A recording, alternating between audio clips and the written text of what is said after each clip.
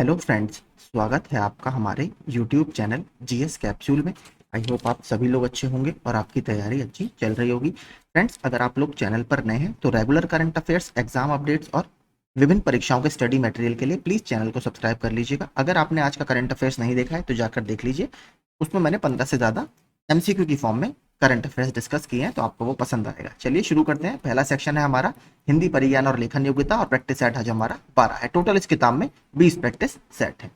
जुगुप्सा कौन से रस का स्थायी भाव है? तो जुगुप्सा विभत्स रस का स्थायी भाव है। मैंने आपको बताया था टोटल 9 रस माने जाते हैं। वैसे कुछ किताब में आपको 11 भी दिखेंगे क्योंकि अलग अलग राइटर्स ने कुछ रसों को इसमें ऐड किया है। तो वैसे लेकिन मेन आपके 9 ही रस मानते हैं, और 9 रसों के 9 स्थायी भाव होते हैं, जो मैंने पूरे डिटेल में हमने हर सेट में डिस्कस किए हैं। निम्नलिखित चिन्हों में से पूर्ण विराम को पहचानिए। तो देखिए पूर्ण विराम इसमें कौन सा है? पहला जो है आपका ये पूर्ण विराम है, इसको बोला जाता है अर्ध विराम। ठीक है, कॉमा जो होता है उसको बोला जाता है अल्प विराम। ठीक है, इसमें जो सी ऑप्शन है ये है आपका योजक चिन्ह। जो युग्म में शब्द यूज होते हैं ज्यादातर उनके बीच में लगता है ये योजक चिन्ह। और चौथा जो है ये सबको पता ही होगा, इसको बोला जाता है प्रश्नवाचक चिन्ह। अंधों में काना राजा, इस लोकोक्ति का क्या अर्थ है? तो इसका अर्थ है मूर्खों के बीच एक अल्पज्ञ व्यक्ति। तीसरे का है ए। निम्नलिखित वाक्य में से अशुद्ध वाक्य को पहचानिए। श्रीमती गांधी भारत की प्रधानमंत्री थी। ठीक है। मेरे ऊपर कृपा करें, तो देखिए ये गलत है, मुझ पर। ठीक है, मुझ पर कृपा करें, तो ऑप्शन बी जो है आपका यही अशुद्ध है। मेरे घर के सामने पाठशाला है, वहां भारी भीड़ थी, ये भी ठीक है। पांचवा, जिस वाक्य में साधारण और मिश्र वाक्य का मेल संयोजक अवयवों द्वारा होता है, उसे क्या कहते हैं? तो उसे बोला जाता है संयुक्त वाक्य। इसका जैसे एक एग्जांपल मैं आपको दूं, राम ने बहुत परिश्रम किया किंतु असफल रहा। यह संयुक्त वाक्य का उदाहरण है। इन दोनों के बीच में कॉमा लगा है। जिस वाक्य में कर्ता की प्रधानता होती है, लिंग वचन प्रायः कर्ता के अनुसार ही होते हैं, वे वाक्य किस तरीके के वाक्य कहलाते हैं? इनको बोला जाता है कृतवाच्य। Option B. जैसे राम पुस्तक पढ़ता है। और एक और है, जैसे अगर कर्मवाच्य की बात करें तो जिस वाक्य में कर्म की प्रधानता होती है और लिंग और वचन प्रायः कर्म के अनुसार ही होते हैं, वहां पर कर्मवाच्य होता है। इसका जैसे एग्जाम्पल है, पुस्तक राम के द्वारा पढ़ी जाती है। एक होता है आपका भाववाच्य। इसमें क्या होता है? ना तो कर्ता की प्रधानता होती है ना कर्म की प्रधानता होती है, केवल भाव प्रधान हो तो इसे भाववाच्य बोला जाता है। जैसे उससे लिखा नहीं जाता, इसमें ना कर्ता है ना कर्म की प्रधानता है, इसमें आपका जो होगा भाववाच्य होगा। आगे चलते हैं। निम्नलिखित वाक्यों में से अपूर्ण भूतकाल को पहचानिए। रामू खाना खा रहा था। तो देखिए पहला ही अभी वो खाना खा रहा था, खाना उसका पूर्ण नहीं हुआ। बाकी आप देखेंगे माँ खाना बना चुकी है, ये पूर्ण भूतकाल हो गया। मुझे बाहर जाना है, ये तो अभी वर्तमान का है। हम घूमने जाएंगे, ये भविष्यकाल का सेंटेंस है या वाक्य है। निम्नलिखित शब्दों में से कौन सा शब्द सदैव बहुवचन होता है? तो जो प्राण शब्द है ये हमेशा बहुवचन में यूज होता है। जैसे आप लिखते भी है कि उसके प्राण पखेरु हो गए, तो ये या प्राण निकल गए, ये हमेशा बहुवचन में यूज होता है। इसके अलावा जो दो शब्द और हैं जो बहुत पूछता है, एक है दर्शन, एक है हस्ताक्षर। ठीक है, ये दो शब्द जो है ये भी सदैव बहुवचन में ही यूज होते हैं। स्त्रीलिंग पुल्लिंग का कौन सा जोड़ा सही नहीं है? तो देव देवी ठीक है, मामा मामी ठीक है, कांत कांति ये गलत है। देखिए इसमें क्या होता है? कांता। ठीक है, कांता आपका स्त्रीलिंग होता है ना कि कांति। तो कांत और कांता गधा गधी ये ठीक है। अगला देखते हैं। हिंदी शब्दों में या शब्दों के बाद जुड़ने वाले शब्दांतों को क्या कहते हैं? या तो देखिए इन्हें प्रत्यय कहते हैं, या फिर दूसरी शब्दों में परसर्ग इनको कहा जाता है, क्योंकि जो पहले लगते हैं उन्हें बोलते हैं उपसर्ग। निम्नलिखित शब्दों में से शुद्ध शब्द को पहचानिए। तो देखिए आशीर्वाद ये गलत लिखा है, मत लगाइएगा। आशीर्वाद ये लिखा है, आशीर्वाद में वा के ऊपर रा आता है। आजीविका आपका बिल्कुल ठीक लिखा है, ऊनी में बड़ा ऊ आएगा। अध्ययन इस तरीके से नहीं, अध्ययन इस तरीके से लिखा जाता है। जिसकी कोई उपमा ना दी जा सके उसके लिए क्या शब्द सही होगा? तो उसके लिए यूज किया जाता है अनुपम। ठीक है, अल्पज्ञ जिसको बहुत कम ज्ञान हो। अनुयायी जो किसी का अनुसरण करता हो, जैसे कुछ लोगों के सिख धर्म में गुरुओं के अनुयायी होते हैं या जो फॉलोअर्स उनके होते हैं। ज्ञानी मतलब जिसको ज्ञान हो। लौकिक जगत की माया में सभी फंसे हुए हैं, रेखांकित शब्द का सटीक विलोम बताइए। तो लौकिक का विलोम यहां पर कौन सा सही है? अलौकिक। कुटिल का मतलब होता है, देखिए कुटिल और जटिल ये दोनों आपस में सेम शब्द हैं, मतलब कठिन। इसका जो विलोम होता है वो होता है सरल। ठीक है। सांसारिक का विलोम होता है पारलौकिक।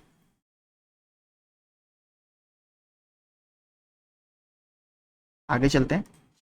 हमें सूर्य नमस्कार करना चाहिए, रेखांकित शब्द का पर्यायवाची शब्द बताइए। तो सूरज का क्या होता है आपका दिनकर। देखिए कलाधर, इसमें एक शब्द आपको दिख रहा होगा, ये इंपॉर्टेंट है। कलाधर किसके लिए यूज किया जाता है, तो ये चंद्रमा के लिए यूज किया जाता है। ठीक है। सारंग जो शब्द है ये भी इंपॉर्टेंट है, सारंग यूज किया जाता है धनुष के लिए। ठीक है, धनुष। धनुष के और बना देता हूं, शरासन है, पिनाक। पिनाक एक शब्द है, ये भी बहुत इंपॉर्टेंट है, ये भी धनुष के लिए यूज किया जाता है। चाप, ये भी धनुष के लिए यूज किया जाता है। बाकी नरेश तो आपको पता है, नरेश क्या मतलब क्या होता है, राजा। जैसे लंका नरेश रावण के लिए यूज किया जाता था। तो राजा के और पर्यायवाची भूप, भूपति, नरपात, भूपाल, नरेंद्र, नृप, नरनहा और महीप। महीप इंपॉर्टेंट है। ठीक है, महीप थोड़ा सा अलग शब्द है, महीप। और सूरज के तो सब जानते हैं, दिनेश है, दिवाकर है, भानु है, भास्कर, आदित्य, मार्तंड, अंशुमाली एक इंपॉर्टेंट है, अंशुमाली। अंशु मतलब किरण होता है, इससे आप इसे जोड़ के देख सकते हैं, अंशुमाली। आगे चलते हैं। निम्नलिखित में से कौन सा शब्द विशेषण है, तो इसमें से कौन सा शब्द आपका विशेषण है। जो संज्ञा अथवा सर्वनाम की विशेषता बताते हैं उन्हें विशेषण कहा जाता है। तो इसमें कौन सा विशेषण आपका है, अनुशासित। जैसे वो एक अनुशासित अभ्यर्थी है, तो यहां पर कैसा अभ्यर्थी है, अनुशासित अभ्यर्थी है, तो उसकी विशेषता बता रहा है। निम्नलिखित संज्ञा, जिन संज्ञाओं में एक ही प्रकार की वस्तुओं अथवा व्यक्तियों का बोध हो उन्हें क्या कहा जाता है, तो उसे कहा जाता है, जैसे संपूर्ण जाति का अगर बोध हो तो उसे जातिवाचक संज्ञा कहा जाता है।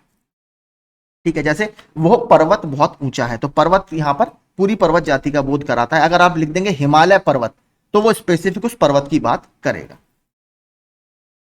निम्नलिखित शब्दों में से विदेशी शब्द को पहचानिए, इसमें से कौन सा शब्द विदेशी है। तो देखिए बहुत सारे हमारी भाषा में ऐसे शब्द हैं जो विदेशी भाषाओं से सीधे आते हैं, जैसे अलमारी शब्द है, तो इसमें जो शब्द है अलमारी, ये आपका विदेशी भाषा का शब्द है। और कौन सी भाषा का शब्द है ये, पुर्तगाली भाषा का शब्द है। देखिए ऐसे भी पूछ लेता है कि इसमें से कौन सा पुर्तगाली भाषा का शब्द है, तो मैं कुछ और बता देता हूं आपको। अलमारी, अनन्नास। ठीक है, अनन्नास की वर्तनी भी पूछता रहता है, देख लीजिए अनन्नास इस तरीके से लिखा जाता है। अनानास बोलते हैं लेकिन अनन्नास उसको लिखा जाता है। पपीता, पपीता शब्द भी आपका पुर्तगाली शब्द है। नीलाम, ठीक है, नीलाम करना, नीलाम भी आपका पुर्तगाली शब्द है। इसके अलावा अगर बात करें कुछ तुर्की शब्दों की, तुर्की शब्द भी पूछ लेता है, तो जो कैंची शब्द है ये आपका तुर्की शब्द है, इसको याद रखिएगा। ठीक है, कैंची जो शब्द है तुर्की शब्द है। कुर्ता, बारूद, सुराग, ये सारे आपके। और उर्दू, उर्दू जो शब्द है ये भी तुर्की भाषा का शब्द है, ये भी आया हुआ प्रश्न है। इसके अलावा बात करें अगर अरबी भाषा के कुछ शब्दों की, अरबी भाषा जैसे अल्लाह, अदालत, अदालत आया हुआ प्रश्न है कि अदालत कौन सी भाषा का है, ये अरबी भाषा का शब्द है। आदमी, औरत, ये दोनों अरबी भाषा के शब्द हैं। मजबूर, ठीक है, मजबूर जो शब्द है ये भी अरबी भाषा का शब्द है। तो ये कुछ शब्द मैंने आपको बता दिए। निम्नलिखित शब्दों में से तत्सम शब्द को पहचानिए जो संस्कृत जैसा हो, तो इसमें से कौन सा है। देखिए दूध तो तद्भव है, दूध का क्या होता है, दुग्ध। ठीक है, लोहे का क्या होता है, लौह। इसके अलावा अगर बाकी आप देखें, बंदर का क्या होता है, वानर। तो इसमें से एक ही शब्द आपका बचता है, कौन सा, कारण। यही आपका शब्द है जो तत्सम शब्द है। और इसके लिए इसका तद्भव क्या होगा, कारण। ठीक है, कारण। लोगों ने उसे मार मार कर अधमरा कर दिया, रेखांकित शब्द में अधमरा यहां पर क्या है। देखिए जो शब्दांश शब्दों के शुरू में जुड़कर उसके अर्थ की कुछ विशेषता बताते हैं उन्हें क्या कहते हैं, हम उन्हें उपसर्ग कहते हैं। जैसे हमने ऊपर प्रत्यय देखा था, यहां पर ये उपसर्ग का उदाहरण है। अधमरा मतलब आधा मरा हुआ, लगभग मार मार के उसकी हालत ऐसी कर दी। और एग्जाम्पल जैसे अधकच्चा, अधकचरा, अधपका, ये सब कुछ और एग्जाम्पल है। हमें यथाशक्ति दान करना चाहिए। देखिए मैंने आपको जब कल अव्ययी भाव समास के एग्जाम्पल बताए थे, उसमें मैंने आपको ये बताया था, जिसमें पूर्व पद आपका अव्यय होता है वहां पर अव्ययी भाव समास होता है। तो यथाशक्ति। ठीक है, आमरण, ये भी आया हुआ प्रश्न है। मैं आपको पूरी लिस्ट फिर से बता देता हूं जो आए हुए प्रश्न की मैंने बनाई है। इसके अलावा प्रतिदिन, यथाशक्ति इस सवाल में है ही। यथा विधि एक शब्द है, ये भी आया हुआ है, यथा विधि अव्ययी भाव का एग्जाम्पल है। इसके अलावा यथार्थ, यथार्थ जो शब्द है ये भी आपका अव्ययी भाव का उदाहरण है। प्रत्यक्ष, ये सब प्रीवियस ईयर के क्वेश्चन है, इसलिए अच्छे से पढ़ लीजिए। बारंबार एक बार पूछा है, ठीक है, बारंबार, ये भी अव्ययी भाव समास का उदाहरण है। दो बहुत इंपॉर्टेंट है, मंद मंद और रातों रात, मैंने कल भी आपको समझाया था, देखिए पढ़कर आपको लगेगा ये द्वंद्व समास के उदाहरण है, लेकिन ये अव्ययी भाव समास के उदाहरण है, दोनों को याद रखिएगा, मंद मंद और रातों रात। ठीक है, भरपेट, एक शब्द भरपेट आया हुआ है। तो ये सारे आपके प्रीवियस ईयर के कुछ क्वेश्चन है अव्ययी भाव समास के। महेश्वर्य, महा प्लस ऐश्वर्य में कौन सा संधि नियम समाहित है? तो महा का बड़ा आ, ऐश्वर्य का बड़ा ए, मिलकर क्या बनाएंगे? ए। कौन सी संधि का एग्जाम्पल है? ये वृद्धि संधि का एग्जाम्पल है। ठीक है, वृद्धि संधि किसका है? ये स्वर संधि का भाग है। स्वर संधि 5 प्रकार की होती है, उसमें से ये एक है। कुछ वृद्धि संधि के मैं आपको एग्जाम्पल बताता हूं जो प्रीवियस ईयर के क्वेश्चंस के रूप में पूछे गए हैं। जैसे है मतैक्य, ठीक है, मतैक्य का क्या होगा? मत प्लस ऐक्य, बड़ा ए आएगा, याद रखिएगा, छोटा ए ऑप्शन में दिया हुआ था, मत लगाइएगा। ठीक है, मतैक्य क्या मिलेंगे? छोटा और ए मिलकर मतैक्य बना देंगे। ठीक है, ये याद रखिएगा। इसके अलावा एक दैव, एक बार ये पूछा गया है बीपीएससी में, एक दैव, इसका संधि विच्छेद क्या होगा? एकदा प्लस एव। ठीक है, एकदा प्लस एव, ये आपका एक दैव बनेगा। इसके अलावा पूछा गया सदैव, सदा प्लस एव, इसी की तरह है, सिंपल है। महौषधि, ठीक है, महौषधि, महौषधि ये पूछा गया है, तो महा प्लस औषधि। इसके अलावा महौषध, ये भी पूछा गया है, तो महा प्लस औषध। महौषधि और महौषध दोनों अलग अलग हैं, दोनों पूछे गए हैं, लेकिन दोनों ही आपके दीर्घ स्वर संधि के उदाहरण है। तो ये कुछ शब्द प्रीवियस ईयर में पूछे गए हैं। आगे देखते हैं, पा फा बा भा मा, ये कौन से व्यंजन होते हैं? तो देखिए का चा टा ता पा, ये 5 वर्ग होते हैं जिन्हें मूल व्यंजन आपका बोला जाता है। 25 होते हैं। तो जो इसमें पा वर्ग होता है, पा वर्ग क्योंकि सारे पा वर्ग के ही हैं, ये आपके ओष्ठ है। ठीक है, ओष्ठ है, इसके उदाहरण है। तो आपका ऑप्शन बी यहां पर सही होगा। बात करें अगर दंते की, तो दंते में कौन आते हैं? जो ता वर्ग है। ठीक है, ता वर्ग, ता था दा धा ना, ये आपके दंते होते हैं। बात करें कंठे की, तो कंठे में कौन सी कैटेगरी आती है? जो का वर्ग है आपका, का खा गा घा अणा। और बात करें अगर तालव्य की, तो तालव्य में आता है चा वर्ग, चा छा जा झा ना। ठीक है, तो ये सारे मैंने आपको बता दिए। ये चा वर्ग में, ये कंठे में का वर्ग आएगा, और दंते में आपका ता वर्ग आएगा, ता था दा धा ना। ठीक है, आई होप आपको समझ में आ गया होगा। आगे चलते हैं। लिखित भाषा में मूल ध्वनियों के लिए जो चिन्ह मान लिए गए हैं, जिस रूप में ये लिखे जाते हैं, उसे क्या कहते हैं? तो उसको क्या बोला जाता है? जो हमारा 24वां स्वर, लिपि, ध्वनि या व्यंजन, तो इनको लिपि बोला जाता है। जैसे हमारी हिंदी किस भाषा लिपि में लिखी जाती है? देवनागरी लिपि में। अब देखते हैं पैसेज, सॉरी माफ कीजिए, अभी स्पॉटिंग एरर वाला है जिसमें हमें एरर पता लगानी है। दुनिया में मनुष्य की आवश्यकताओं के लिए तो बहुत कुछ है, परंतु उसके लोभ के लिए कदापि नहीं है। इसमें कौन से भाग में त्रुटि है? तो इसमें देखिए, जो सी भाग है, यहां पर कदापि शब्द सही नहीं है, यहां पर आएगा कुछ भी। ठीक है, कुछ भी, तो बहुत कुछ है परंतु उसके लोभ के लिए कुछ भी नहीं है, तो यहां पर कदापि शब्द सही नहीं है, तो सी में आपका एरर है। अब देखते हैं हम पैसेज। चमकीली है सुबह आज की आसमान में, निश्चय कल की सुबह और चमकीली होगी। बेचैनी की बाहों में कल फूल खिलेंगे, घुटन गमकती सांसों की आवाज सुनेगी। कुंठाओं की टहनी छिन्न भिन्न होगी फिर, आशा अपने हाथों में अब कुसुम चुनेगी। चटकीली है आज चहकती हुई चांदनी, कल चंदा की किरण और चटकीली होगी। खुल जाएंगे अब सबके दिल के दरवाजे, आंखें अपनी आंखों की पहचान सकेंगी। अब इसमें हमें देखना है पूरा कि काव्यांश में चमकीली सुबह का आशय है। तो काव्यांश में चमकीली सुबह का आशय क्या है? अंधकार समाप्ति के बाद आशा भरी सुबह। ऑप्शन ए जो है ये आपका ठीक है। आगे देखते हैं 27वां। कवि को विश्वास है कि सुबह का समय सदा सुहाना होता है, कल की सुबह आज से अच्छी होगी। तो यही वाला जो एग्जाम्पल है ये आपका ऑप्शन ठीक है। कुंठाओं की टहनी छिन्न भिन्न होगी से क्या तात्पर्य है? तो कुंठाओं की टहनी छिन्न भिन्न होने का अर्थ है यहां पर कि निराशा अब दूर होगी। Option C. चांदनी का विशेषण क्या होता है? तो चांदनी का विशेषण आपका यहां पर चटकीली है। ठीक है, चटकीली। दिल के दरवाजे खुल जाएंगे का क्या अर्थ है? तो दिल के दरवाजे खुल जाएंगे का अर्थ है कि सबके प्रति मित्रता का भाव रहेगा, ऑप्शन बी। तो ये हमारा हिंदी सेक्शन खत्म होता है। सामान्य बुद्धि परीक्षण के मैं आपको आंसर बता देता हूँ। आप देखिए इसको सॉल्व कर लिया कीजिए, आपकी प्रैक्टिस हो जाएगी, क्योंकि मैंने तो ये फॉर्म भरा नहीं है तो मुझे टाइपिंग क्योंकि आती नहीं है। एक्स जेड से बड़ा है और वाई जेड से छोटा है। इस वाले का जो आंसर है आपका 31 का, ये है सी। 32 इसका आंसर है सी।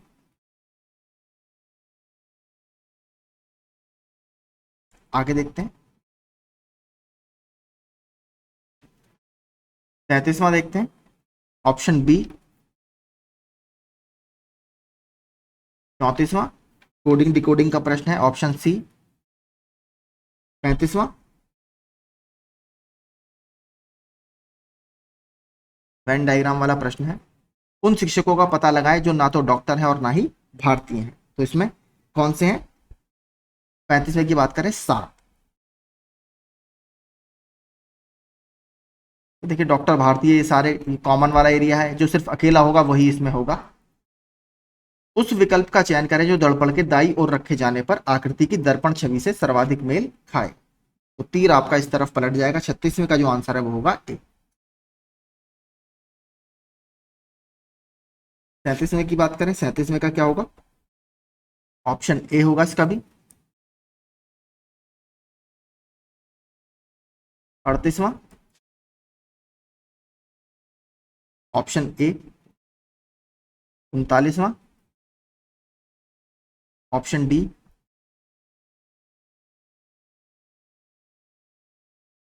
40वां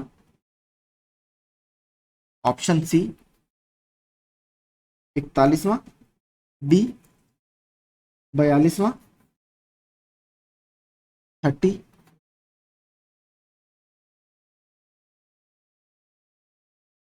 43वां ऑप्शन ए। 44वां जो सीटिंग अरेंजमेंट का प्रश्न है, ऑप्शन बी। 45वां इसका आंसर है सी। तो यही हमारे पूरे रीजनिंग के प्रश्न है। अब हम देखते हैं जीएस का हमारा सेक्शन।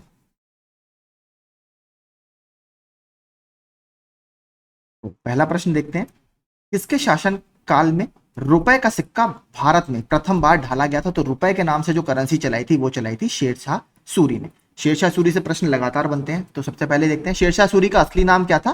फरीद। ठीक है, और ये एक अफगान था।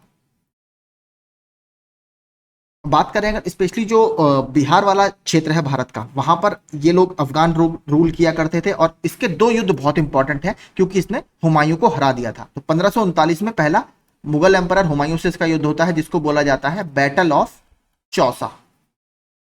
ठीक है, चौसा का युद्ध में पहले हराता है, फिर 1540 में हुमायूं को फिर से हराता है। जो फाइनल डिफीट देता है वो होता है बैटल ऑफ बिलग्राम। ठीक है, बिलग्राम या इसको बैटल ऑफ कन्नौज भी बोला जाता है। ठीक है, यहां पर इसको हराता है। तो दोनों के साल भी याद रखिएगा और दोनों में कहां कहां बैटल हुई है, क्योंकि हम मैचिंग में ये पूछता रहता है। इसके बाद देखिए शेरशाह सूरी वैसे बहुत फेमस है क्योंकि इनका सबसे इंपॉर्टेंट है रेवेन्यू एडमिनिस्ट्रेशन। ठीक है, जो राजस्व इनका कलेक्शन वाला तरीका था उसको बाद में अकबर ने भी मॉडिफाई कर अपने शासनकाल में लाए थे। लेकिन देखिए ये केवल 5 साल तक ही रूल कर पाया 1545 में।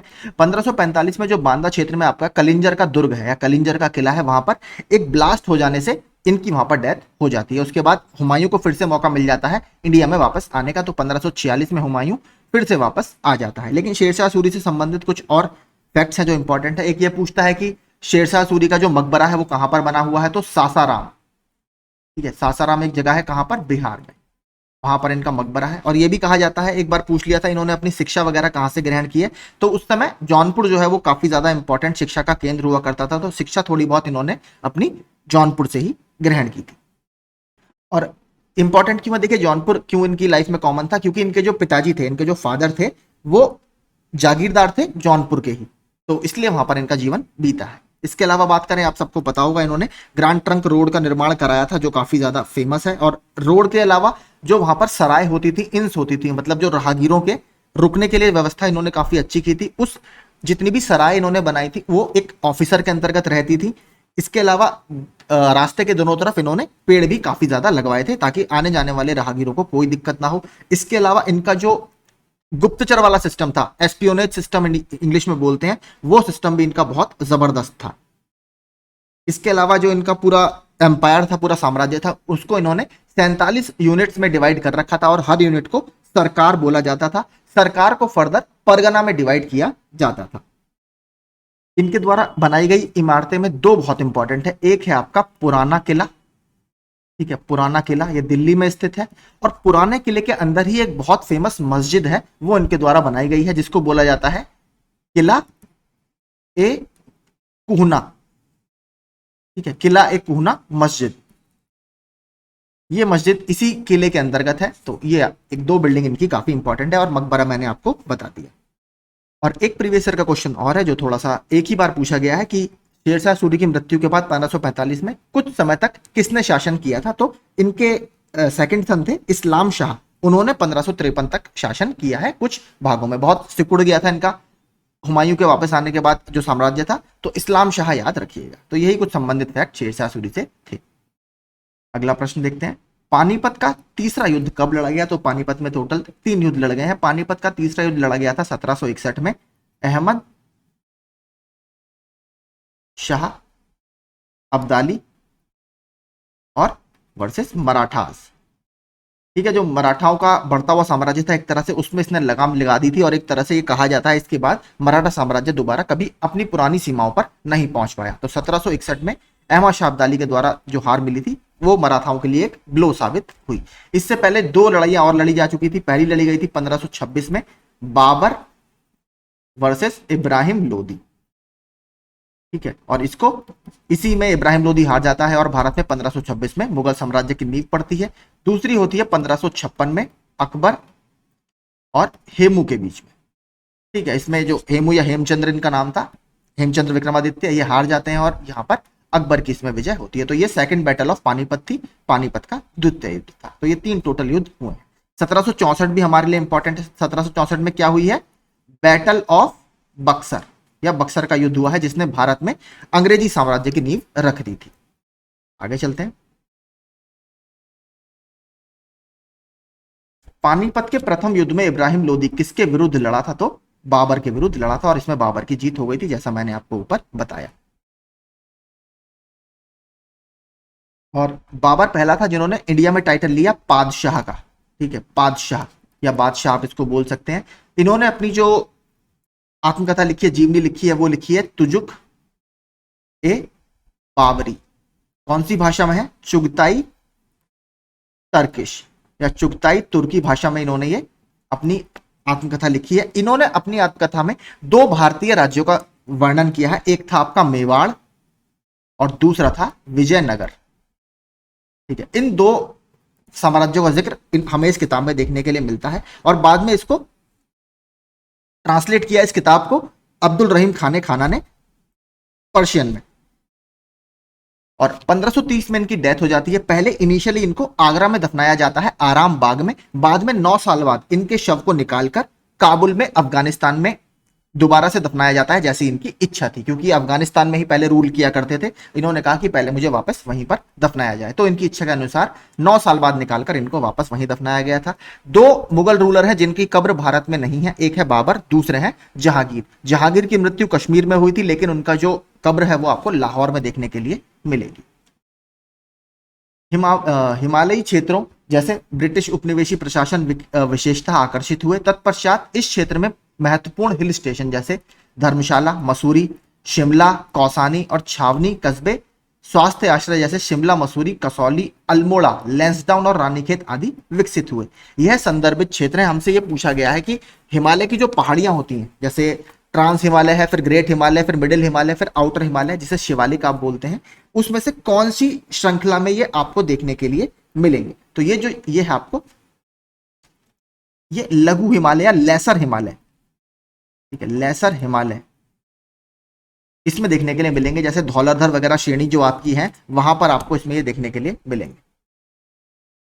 आगे चलते हैं। निम्नलिखित में से सही युग्म चुनिए। सलाल जल विद्युत परियोजना जम्मू और कश्मीर। देखिए आज सुबह मैंने करंट अफेयर्स पढ़ाया था, उसी में ये चर्चा में था। ये चिनाब नदी के ऊपर बनी हुई परियोजना है। टोटल चिनाब नदी के ऊपर 4 परियोजना है, चारों को रट लीजिए, पूछता ही रहता है। दूसरा है पराम्बिकुलम जलाशय, तो पराम्बिकुलम टाइगर रिजर्व है, तमिलनाडु में नहीं है, ये केरल में स्थित है। ठीक है, तो इसमें केवल एक आपका सही होगा। चिनाब नदी क्यों चर्चा में है, आपने देखा होगा चिनाब नदी के ऊपर सबसे ऊंचा रेलवे ट्रैक बनाया गया है अभी, जिस पर सक्सेसफुल कल ट्रायल रन कर लिया गया है रेलवे के द्वारा, तो वो इस वजह से चर्चा में था। चिनाब नदी के ऊपर बना हुआ एक तो है सलाल, दूसरा है दुलहस्ती, तीसरा है बगलीहार और चौथा है रतले। रतले, ठीक है, रतले। ये 4 डैम है, इनको देखिए याद कर लीजिए, ये बार बार पूछता रहता है। पराम्बिकुलम आपका केरल में स्थित है, टाइगर रिजर्व भी है इसी नाम से। निम्नलिखित में से कौन सी दाईं ओर से आकर मिलने वाली गंगा की सहायक नदी नहीं है, तो देखिए गंगा इस तरीके से बहती है, जो जिस तरफ आपका फेस होता है उसके राइट हैंड वाली तरफ से पूछ रहा है, और एक होती है लेफ्ट हैंड। तो 2 तरह की ट्रिब्यूटरी होती हैं या सहायक नदियां होती हैं, राइट हैंड ट्रिब्यूटरी और लेफ्ट हैंड ट्रिब्यूटरी। इसमें यह पूछा है आपसे कि कौन सा दाहिनी तरफ से आकर नहीं मिलती है, तो चंबल ये ठीक है, सोन, सोन भी ठीक है, अमरकंटक की पहाड़ियों से निकलती है, सिंध और कोसी नदी। तो कोसी नदी आपको पता है बिहार का शोक इसको कहा जाता है। कहां से आती है ये लेफ्ट हैंड से आकर या बाईं तरफ से आकर गंगा में मिलती है, और बिहार का शोक इसको कहा जाता है क्योंकि लगातार अपना पथ बदलती रहती है और बाढ़ इसके गांव, जो आसपास गांव बसे हैं वहां पर काफी आती है। अरावली की पहाड़ियां ये भी कहलाती हैं, तो अरावली की पहाड़ियों को क्या किसी और नाम से भी जाना जाता है। भारत की सबसे पुरानी माउंटेन रेंजेस है, इसको याद रखिएगा। इसको मेवात की पहाड़ियां भी बोला जाता है। वैसे देखिए जो मेवात है, मेवात एक रीजन है हरियाणा में, ठीक है। इसको आपने मध्यकालीन भारत में भी सुना होगा, मेवाती, ठीक है। मेवाती क्या होते थे, कुछ लुटेरे होते थे जो आसपास के राहगीर होते थे उनको लूटते थे।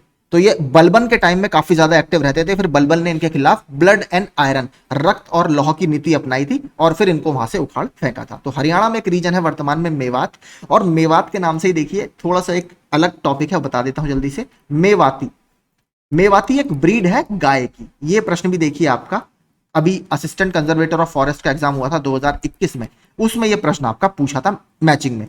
एक तरफ ब्रीड दी हुई थी और एक तरफ नाम दिए हुए थे कि ये किसकी ब्रीड है।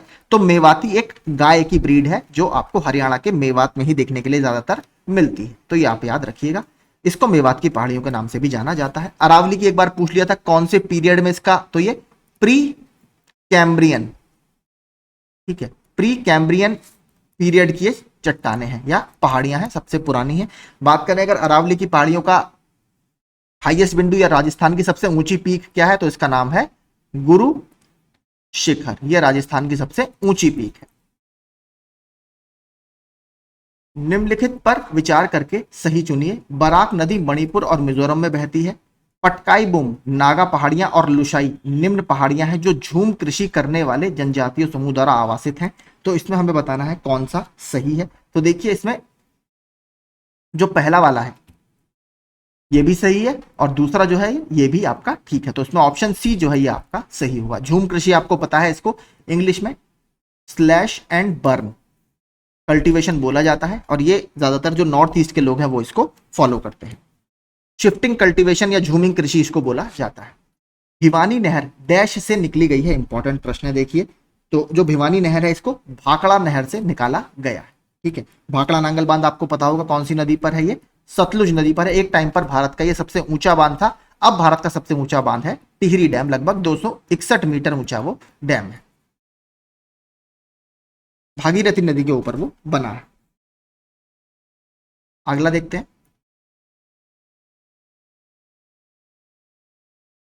वसंत ऋतु पत्तियों के रंग की घटना डैश में होती है, तो इसमें पत्तियों के रंग की घटना कौन से उसमें होती है, तो ये जो टेम्परेट डेसिडुअस फॉरेस्ट होते हैं उसमें आपको देखने के लिए मिलेगी, या समशीतोष्ण पर्णपाती वृक्ष। समशीतोष्ण पर्णपाती वृक्ष वो होते हैं जो साल में एक बार अपनी पत्तियां गिराते हैं, ठीक है। आपने देखा होगा ऑटम में जो पत्तियों के रंग बदलने की या पत्तियों का रंग थोड़ा ब्राउनिश येलो येलो कलर का हो जाता है, वो हमें इस तरीके के पेड़ में देखने के लिए मिलता है। वर्ष 1817 में डैश ने समान गुणे वाले तत्वों को क्रमबद्ध करने का प्रयास किया, तो क्या बनाई थी, मेंडलीव की आवर्त सारणी बोला जाता है, या पीरियोडिक टेबल ऑफ मेंडलीव। तो मेंडलीव इसका सही आंसर होगा।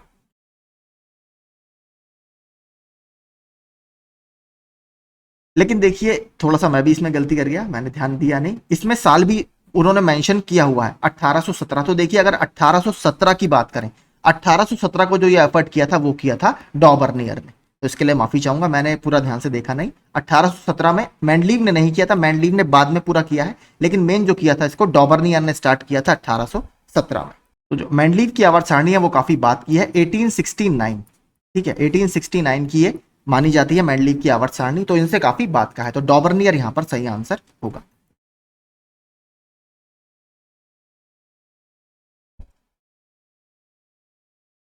दुर्गंधनाशक एंटीपर्स्पिरेंट डिओड्रेंट में निम्नलिखित में से कौन सा तत्व मौजूद होता है? तो एंटी पर्स्पिरेंट्स में आपका एल्यूमिनियम मौजूद होता है, ये भी अच्छा फैक्चुअल प्रश्न है।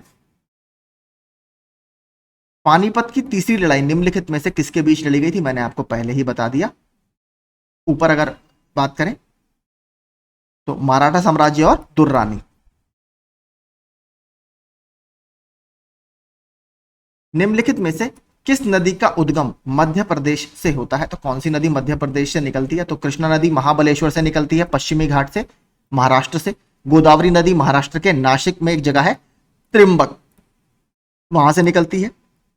ताप्ती नदी ये आपके मध्य प्रदेश से, महानदी तो छत्तीसगढ़ से इसका उदय होता है। तो ताप्ती जो नदी है ये आपका वेस्ट फ्लोइंग रिवर है, इंडिया में 2 से 3 ही रिवर हैं जो ज्यादातर पश्चिम की तरफ बहती हैं, नर्मदा और ताप्ती। रिफ्ट वैली या इंग्लिश में इसको हिंदी में बोला जाता है भ्रंश घाटी से होकर ये दोनों बहती हैं, तो ये आप याद रखिए। गोदावरी जो है ये दक्षिण भारत की सबसे लंबी नदी है, लगभग 1465 किलोमीटर की। इसको क्या बोला जाता है? दक्षिण गंगा या वृद्ध गंगा भी बोला जाता है, और ये बंगाल की खाड़ी में गिरती है। निम्नलिखित में से किस ग्रह पर नासा ने क्यूरियोसिटी रोवर भेजा है? तो क्यूरियोसिटी रोवर नासा ने कौन से पर भेजा है? मार्स या मंगल ग्रह पर भेजा है। भारत ने कौन सा मिशन भेजा था? मार्स ऑर्बिटर मिशन या मंगलयान। ग्रामीण रोजगार रोजगार सृजन कार्यक्रम किस वर्ष इसकी शुरुआत हुई है? तो इसकी शुरुआत हुई है 1995 में। इस तरीके के प्रश्न पहले अब थोड़े से कम आते हैं। और किसके द्वारा इसको शुरू किया गया था? Khadi village and industries commission के द्वारा। बाद में 2008 में इसको प्रधानमंत्री रोजगार सृजन कार्यक्रम के साथ मिला दिया गया था। निम्नलिखित राज्यों में से भारत के किस राज्य में मानस राष्ट्रीय उद्यान उपस्थित है? तो मानस है आपका असम में। असम में एक और बहुत इंपॉर्टेंट है काजीरंगा राष्ट्रीय उद्यान। फ्रीडम इन एग्जाइल के लेखक कौन है? तो फ्रीडम इन एग्जाइल के लेखक जो दलाई लामा 14th है, ठीक है, इनकी ये दूसरी आत्मकथा है। हेपेटाइटिस किसके कारण होता है? तो हेपेटाइटिस के 5 वायरस होते हैं, ए से लेकर ई तक के, ABCDE हेपेटाइटिस वायरस। तो ये वायरस से होने वाली बीमारी है। शरीर के किस अंग को प्रभावित करती है? स्पेशली शरीर के लीवर को। लीवर का इन्फ्लेमेशन या लीवर में सूजन इसमें आने लगती है। महाजनपद के राजा महल बनवाते थे देने के लिए, तो क्या देने के लिए? स्पेशली सेफ्टी या सिक्योरिटी के लिए। तो कितने महाजनपद थे? टोटल 16 महाजनपद का जिक्र मिलता है। कल हमने पूरा डिटेल में डिस्कस कर लिया था। उत्तर प्रदेश में 8 है, मैंने सबके मैप भी पूरे आपको दिखा दिए थे। अब देखते हैं कंप्यूटर के प्रश्न। MS वर्ड डॉक्यूमेंट में सिलेक्ट किए गए टेक्स्ट या ग्राफिक्स को कट करने के लिए जो कि स्वतः क्लिपबोर्ड पर स्टोर हो जाता है, कीजिए निम्नलिखित में से किस कीबोर्ड शॉर्टकट का प्रयोग किया जाता है? तो किस कीबोर्ड शॉर्टकट का प्रयोग करते हैं हम? कंट्रोल।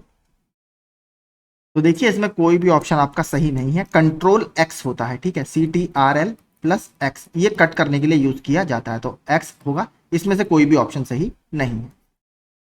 MS एक्सेल में एक वर्कबुक को विशिष्ट वर्कशीट्स में बांटने के लिए निम्नलिखित में से किसका प्रयोग किया जाता है? तो किसका प्रयोग किया जाता है? शीट टैब का।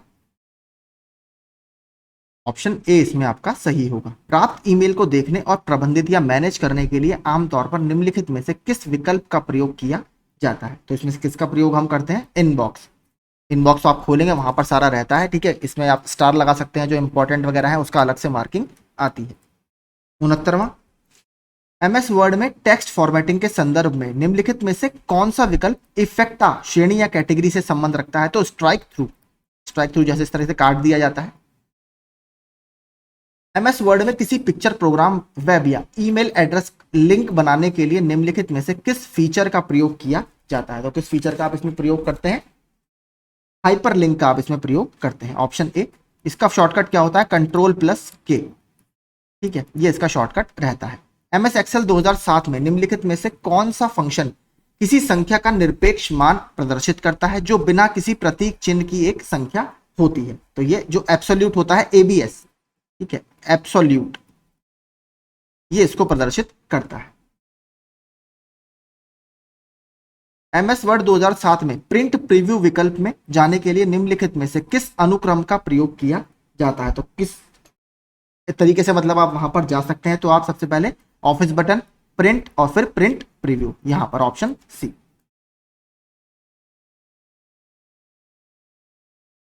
इंटरनेट प्रोटोकॉल के संदर्भ में एचटीटीपी का अर्थ क्या है? तो hypertext transfer protocol, option B यहां पर आपका सही है। और अगर इसके एंड में एस लगा हो, एक बार ये पूछ लिया था, तो एस का अर्थ होता है सिक्योर। तो यानी वो जो वेबसाइट आपने विजिट की है वो सिक्योर वेबसाइट है। मोबाइल फोन के साथ इंटरनेट का उपयोग करने के लिए निम्नलिखित में से किस सेवा का प्रयोग सबसे अधिक किया जाता है? तो कौन सी सेवा का प्रयोग करते हैं हम?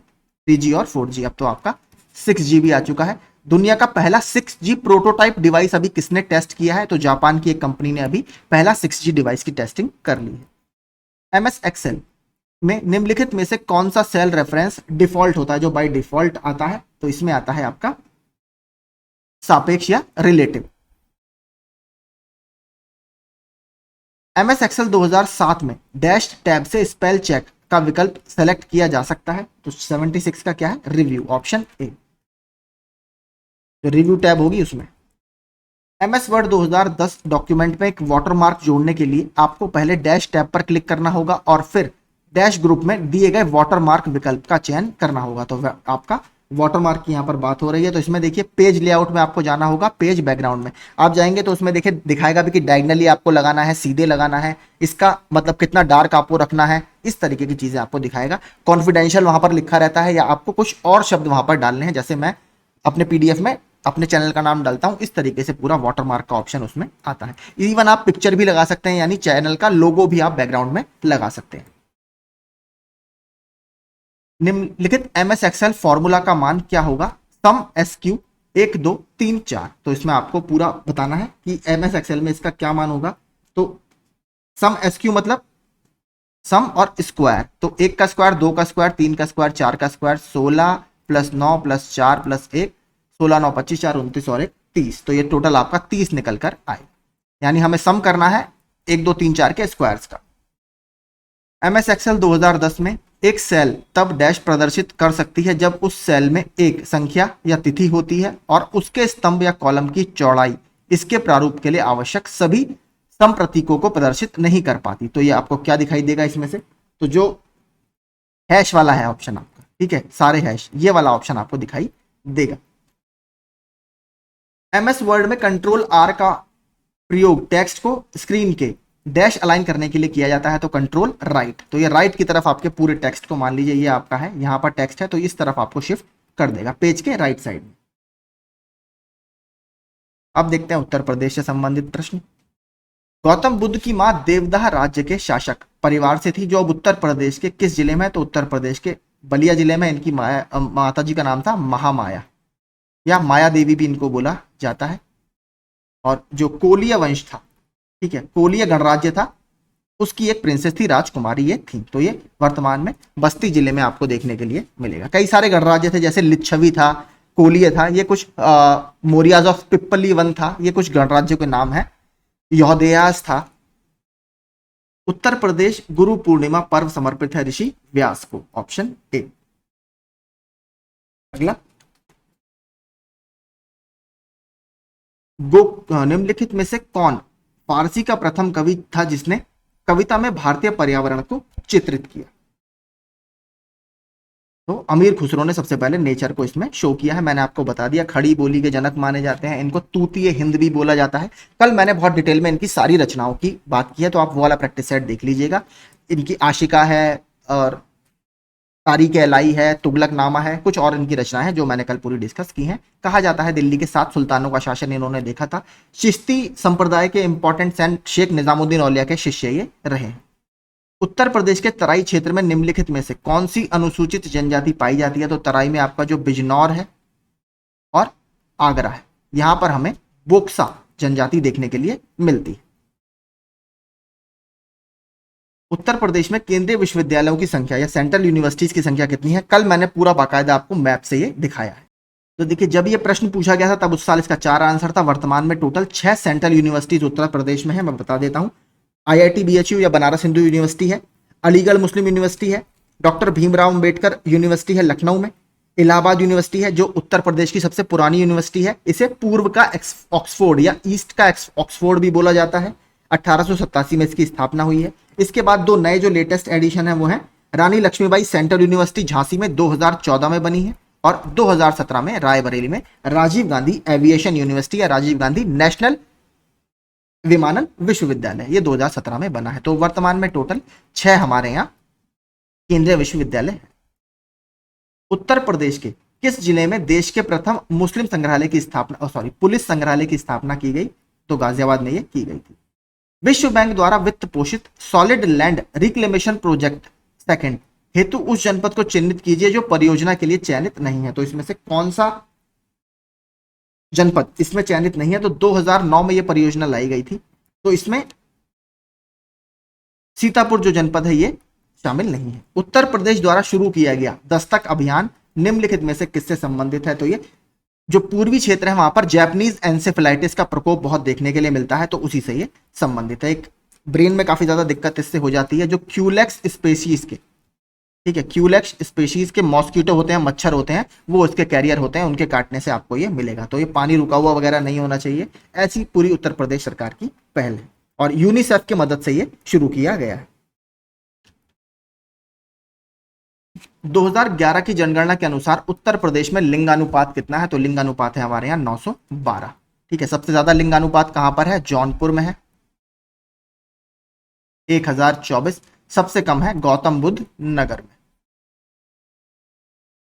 851। बात करेंगे चाइल्ड सेक्स रेशियो की या बाल या शिशु लिंगानुपात की, तो बाल या शिशु लिंगानुपात में जो हमारे यहाँ इंडिया में लिंगानुपात है, उत्तर प्रदेश में है, वो है 902। ठीक है, ये है आपका चाइल्ड सेक्स रेशियो। और सबसे ज्यादा चाइल्ड सेक्स रेशियो कहां पर है? 950 है बलरामपुर में। और सबसे कम जो चाइल्ड सेक्स रेशियो है, शिशु लिंगानुपात है, वो है बागपत। बागपत में है 841। तो ये कुछ और एडिशनल फैक्ट्स हो गए। उत्तर प्रदेश के किस स्थान पर भारतीय शर्करा तकनीकी संस्थान यानी Indian institute of sugar technology स्थित है? तो ये है कानपुर में। ठीक है, इसको याद रखिएगा, इंपॉर्टेंट है। तो कुछ और इंपॉर्टेंट संस्थान भी मैं आपको बता देता हूं। पहला है केंद्रीय औषधि अनुसंधान संस्थान, ये लखनऊ में स्थित है। इसके अलावा एक है बरेली इज्जत नगर में, वो है IVRI Indian veterinary research institute, वो बरेली में है। इसके अलावा केंद्रीय पक्षी अनुसंधान संस्थान, ये भी इज्जत नगर बरेली में स्थित है। इसके अलावा कपड़ा अनुसंधान संस्थान या टेक्सटाइल रिसर्च इंस्टीट्यूट, ये गाजियाबाद में है। केंद्रीय बकरी अनुसंधान संस्थान गोट रिसर्च इंस्टीट्यूट, ये मखदूम मथुरा, ये भी प्रश्न आया हुआ है, ये यहां पर स्थित है। तो ये कुछ और। एक वेजिटेबल रिसर्च इंस्टीट्यूट, तो Indian institute of vegetable research, ये वाराणसी में स्थित है। तो ये कुछ और संस्थान है कृषि से संबंधित। जौनपुर के शर्की वंश का अंतिम शासक कौन था? तो मैंने आपको बताया था, ये जरूर पूछेगा प्रश्न। हुसैन शाह इसका अंतिम शासक था। स्थापना किसने की थी? सन 1394 में मलिक सरवार। कहां पर स्थित था इनकी राजधानी? जौनपुर। यूपी से शुरू होने वाला सबसे लंबा राष्ट्रीय राजमार्ग कौन सा है जो उत्तर प्रदेश से स्टार्ट होता हो? तो NH7 है, जो उत्तर प्रदेश के वाराणसी को दक्षिण के कन्याकुमारी शहर से जोड़ता है। लगभग 2369 किलोमीटर लंबा है। आगे, रामपुरा जो भारत में प्रथम गांव अपना सौर ऊर्जा प्लांट लगाने वाला बना, कहां पर स्थित है? तो ये उत्तर प्रदेश के बुंदेलखंड वाले क्षेत्र में स्थित है। अब देखते हैं, मैचिंग हमारा दिया है टेराकोटा। तो टेराकोटा के जो उत्पाद हैं वो गोरखपुर के फेमस हैं। चीनी मिट्टी के बर्तन आपके चिन्हट के हैं। लकड़ी के खिलौने वाराणसी। कांच का सामान फिरोजाबाद। तो 94 का होगा ए। उत्तर प्रदेश में रेणुकूट हिंडाल्को की स्थिति, तो हिंडाल्को क्या है आपका? Hindustan aluminium company. इसकी स्थिति का मुख्य कारण क्या है? इसकी निकटता। तो यहां पर आपका पावर प्लांट है या शक्ति के स्रोत से इसकी निकटता है। निम्नलिखित में कौन सा एक युग्म सही सुमेलित नहीं है? बायोटेक्नोलॉजी पार्क लखनऊ में है, ये ठीक है। ट्रॉनिका सिटी नोएडा, तो देखिए ट्रॉनिका सिटी नोएडा में नहीं है, ये गाजियाबाद में स्थित है। बाकी plastic city Kanpur Dehat, leather technology park Unnao में स्थित है, ये ठीक है। उत्तर प्रदेश में यूपी पर्यटन द्वारा बुंदेलखंड सर्किट के निम्नलिखित में से कौन से गंतव्य शामिल हैं? तो इसमें बिठूर, चित्रकूट, झांसी, कलिंजर, महोबा। कलिंजर का दुर्ग वही है जहां पर शेरशाह सूरी की मृत्यु हुई थी। ठीक है, तो ये इसमें पूरे शामिल है। और महोबा का फेमस क्या है? महोबा का फेमस है पान। ठीक है, यहाँ के पान को जीआई टैग भी मिला हुआ है। अर्जुन बांध नहर से उत्तर प्रदेश का कौन सा जिला लाभान्वित है? तो इससे हमीरपुर जिला आपका लाभान्वित है। भारत के मेंथा तेल उत्पादन में उत्तर प्रदेश का योगदान लगभग देखिए 90% का योगदान अकेले उत्तर प्रदेश इन सब में करता है। और मेनली जहां हम रहते हैं वेस्टर्न यूपी में मुरादाबाद, बरेली, रामपुर, पीलीभीत, बाराबंकी वगैरह में मेंथॉल की खेती काफी ज्यादा होती है। मेडिसिन वगैरह में, दवाइयों वगैरह में इसका यूज किया जाता है। आंवले का सर्वाधिक उत्पादन करने वाला जिला कौन सा है? तो प्रतापगढ़ है। प्रतापगढ़ के ही आंवले को ODOP, one district one product के तहत भी प्रमोट किया जा रहा है। ठीक है, तो यही आज के हमारे 100 प्रश्न थे। आई होप आपको सेशन पसंद आया होगा और एक्स्ट्रा फैक्ट्स ने आपकी तैयारी को मजबूत किया होगा। वीडियो अच्छा लगा हो तो प्लीज चैनल को सब्सक्राइब और वीडियो को लाइक कर दीजिएगा। Thank you so much.